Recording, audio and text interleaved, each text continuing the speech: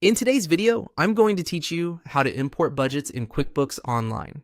By the end, you'll know exactly where to go, which options to choose, and how to use QuickBooks templates so your numbers upload cleanly the first time. Start in your QuickBooks Online company. From the left navigation, hover over Reports, then hover over Financial Planning and select Budgets. This is your central hub for creating and managing company budgets. On the Budgets page, choose Import Budget. You'll land on a setup screen where you'll first select the time period. Pick the fiscal year you want to budget for. Be sure this matches the year in your spreadsheet because QuickBooks will map your monthly columns to this selection. Next, choose the budget format. Consolidated creates a single company-wide budget, while Subdivided lets you budget by things like class or location.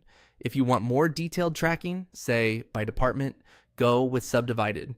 If you only need a top-level plan, Consolidated is the simplest choice. You'll also see an option to pre-fill data. This gives you a starting point, like prior year actuals or prior budgets, so you're not typing everything from scratch. Pick whatever helps you estimate quickly and accurately. Click.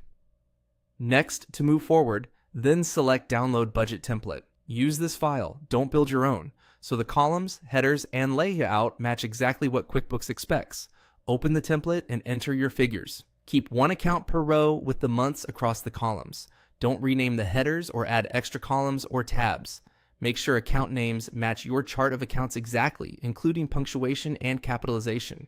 If you chose Subdivided, fill in the class or location column exactly as it appears in QuickBooks. Enter plain numbers only, avoid formulas, symbols, and text, and remove any blank rows. When your template is ready, return to QuickBooks and click Upload Budget. Select your completed file. QuickBooks will validate it and flag anything that doesn't match, like an account name that's slightly off. Fix any issues in your file and re-upload if needed. Click.